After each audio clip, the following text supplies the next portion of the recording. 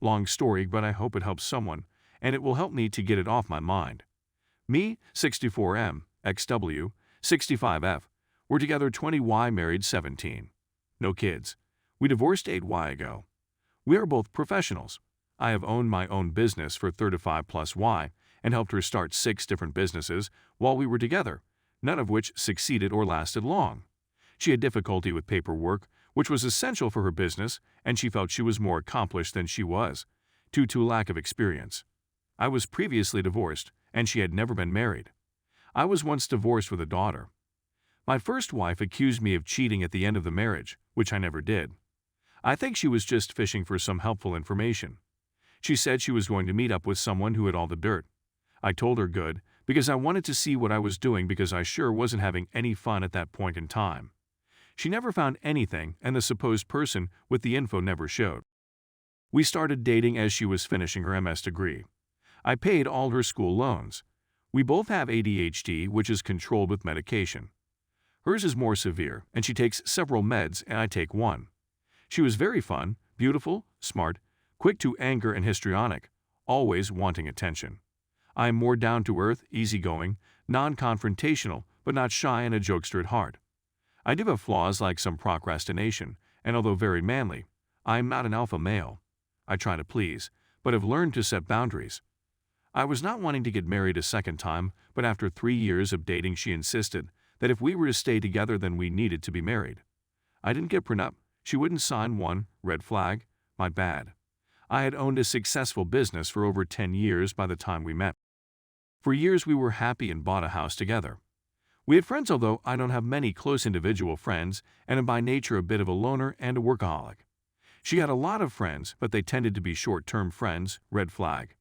It took a few dates before there was any intimacy because she wanted to go slow, but she also told me she tended to have S*X quickly, red flag, and she has been cheated on before and had cheated before, big red flag.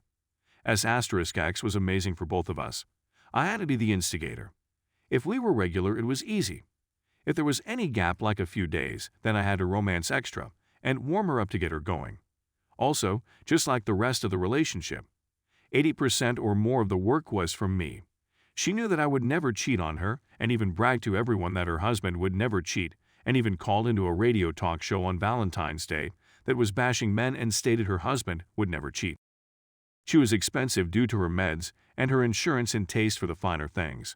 She also liked taking different CE classes and different seminars for new variations of her profession. They tended to be very expensive, and she almost never got a ROI with any of the businesses she started. I was starting businesses for her and maintaining them, which was expensive. They were never successful as couldn't do the paperwork, which was essential in her profession. She spent 1 year at a city 100 miles away for training in a 6-month stint several states away for training, both times needing an apartment act. She would go to weekend or week-long seminars for training, sometimes close, but sometimes several states away. Most of these I don't believe she used to cheat, but I don't know. One of the last ones I paid for was in Florida, and she had to get a wax for her bathing suit, which she had never done before, red flag. I don't know if she cheated on trips, but if so, it was probably with someone she picked up. On her 50th birthday, she had a party where she said she invited some female friends to our house for a party over a weekend. I had to stay away and get a motel room because it was a girls-only party. She insisted that I stay away or she would be very angry, maybe red flag. By about the middle of the marriage, she decided she no longer wanted to work at a job. She just wanted to stay home and garden. That was about the same time the economy went bust and making ends meet was tough. I worked long hours to support us, which made her mad because she was home all day and bored. I would come home tired and wasn't interactive enough with her. She admitted she was somewhat of a princess and liked to have things given and done for her.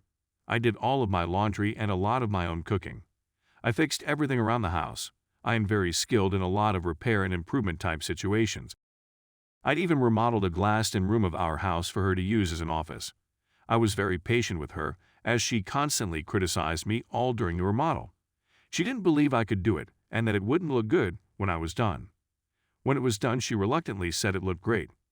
She wanted a break at one point and wanted me to move out. I purchased a used camper that I put on the business property. I stayed in there for several weeks. One day when I went to the house to help her with something, I slipped on the ice when leaving the house and suffered a concussion. She made me stay there and took care of me. We started talking and I moved back in. With the tight economy and her not willing to work, I started being more quiet and reserved. I was working hard yet we were falling behind on bills and she wasn't helping. Bedroom was dead for 2 years, and if I tried to initiate she claimed she would get anxiety and shut down. We both had been to PC for years, mostly for me to get the medication I needed, and she had always gone for meds and other. She originally thought she was sexually molested as a child, but a therapist put that in her head and it never actually happened. She had told her parents for years that she believed she was molested as a baby, but she wasn't and finally admitted as much. She has 3 sisters. One a couple years older and has been in and out of mental institutions, one a couple years younger that has had her problems holding jobs, and a third one a few years younger apparently has the mentality of a grade school-age child and lives with an older woman. The siblings all have their mental stresses. We started MC and it helped a little, but the main problems continued. Her not willing to work to help with finances and me being resentful. She started to goad me at the MC to say we needed to get divorced. I finally had enough and said we would get divorced. I am very much against divorce, but there was no other option. I realize now that I also took on blame from many of her accusations that wasn't deserved because I was being a wimp and hurting. She was very adept at turning almost anything negative into being my fault.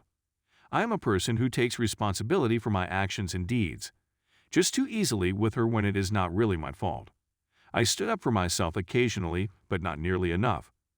What I didn't know was that later she started setting up the circumstances for her to get the most out of the divorce. I wish I had found Reddit while all of this was happening. I didn't handle the divorce well. She purposely didn't work for the last year of the marriage and claimed mental incapacity to get the best she could in the settlement. That way her alimony could be maxed. We live in a no-fault state, so the affair made no difference. I have to pay her way too much, and although, as the accountant said, it is half of what living with her monthly was costing, it still hurts every month and takes away from my retirement and any savings. About 15 years into the marriage, we started sleeping in separate rooms and had separate landlines. She needed one for one of her imaginary businesses, as well as cell phones. One night a phone rang and I went into the living room to answer it. I get emergency calls. I picked up one of her landline phones on accident, sleepy and confused, and heard her and AP having phone S**X. I was stunned and slowly put the phone back down. I went to my room and tried to think what to do. I could have burst into her room and confronted her, but then I decided to try to record the calls for proof. I didn't sleep that night or for many nights thereafter. I put a recorder on her line, but it would make a click when you picked up the receiver, so she started using her cell phone exclusively. She heard the click on her landline and stopped using it and would only use her cell phone. A few days later, I went to use her Mac computer to try open a storage drive that wouldn't open on my PC. She had gone for a walk. When I lifted the lid, a naked picture of her popped up. I started looking, and she and AP were sending naked pictures back and forth. I had asked many times during the marriage to take a naked picture of her, and she flatly refused, saying that there would be no way she would allow that kind of picture to be taken of her. I took the laptop to work and downloaded the pictures and emails. When I got back home, I gave her the laptop. She thought she had misplaced somewhere. She was always losing keys due to her ADHD. I told her I found the pics. She became very angry and said I had invaded her privacy on the laptop I had purchased for her. She was going to get me for that. Then she asked if I had copied anything, and I played dumb and said I didn't know how to on a MacBook. She threatened that I should give her anything I had copied. When she calmed down, I asked how she could send those pics to someone when for years she had refused to allow me to take one. She said it was none of my business. I asked if she was having S**X with AP and she said yes.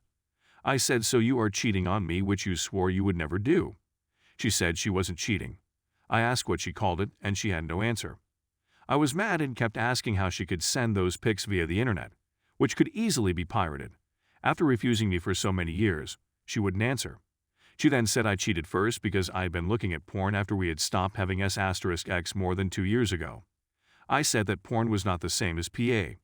She said it was, so I asked her if we asked each of our parents which was worse, what they would think was worse. She didn't answer that. Eventually she got up and left. I found out later she went to a neighbor's and told him I was threatening to be physically abusive. I wasn't, but I should have had a camera recording to help prove my innocence if it was to come up.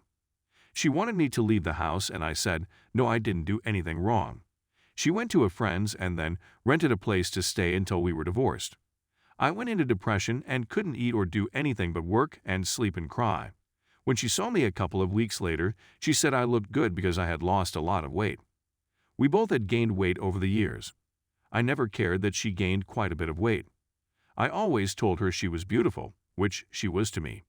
Even though I constantly told her many times, she would strut naked in front of me and ask if she was gorgeous, and I would say she was and compliment her profusely. She needed constant reassurance. She later apologized for the pics and asked me to forgive her and rubbed up close to me. It was very hard, but I did say maybe someday, but not now. She wasn't happy. She is narcissistic. A couple days later, she was mad and told me I ruined the relationship with AP. When she told him I had the pics of him, he got mad and broke it off. I didn't care. She stuck me good for alimony. She had set up the situation with her lawyer, come to find out the only one that would work with her because everyone else refused because they thought she was crazy. I got to keep my business and had to refinance the house in my name. I also had to pay outstanding bills, which were considerable, and pay her lawyer. Now she can go find a sugar daddy as she can. I was probably one of the very few men who had the patience and naivete to be able to put up with her long term. She won't try to come back.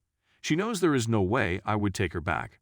She saw once when I was picking up my daughter from the first marriage, the look on my face after meeting the ex's new fiancé. She later asked what I was thinking when I had turned away and was putting my daughter's suitcase in the vehicle. I told her I was thinking, you poor sucker, about the fiancé. I sent a letter to her parents outlining what she had done but thanking them for having been great in-laws. We liked each other and had always gotten along. I asked them to take care of her because she needed their support. She moved back to her parents several states away, and I have ghosted her except for having to pay the alimony. She originally had said she wanted the house, but then changed her mind. I asked why, and she said she was moving back to her parents because everyone in our town loved me, because of my profession, and very few actually knew her. I told her that wasn't my fault. I made a lot of mistakes by not paying close enough attention to what my ex was doing, and I was too trusting. It has cost me and I am still paying. Everyone should pay attention if their relationship seems to have changed for the worse, because you may get reamed like I did. Always get a prenup for both of the partners' sake. I am much better now. Not dating, but I have women friends that I see socially and I'm very happy doing what I want when I want. My psychiatrist at first thought I should date and pushed hard to get me to date, but now he says I'm the happiest he has seen me in years and keep doing what I'm doing.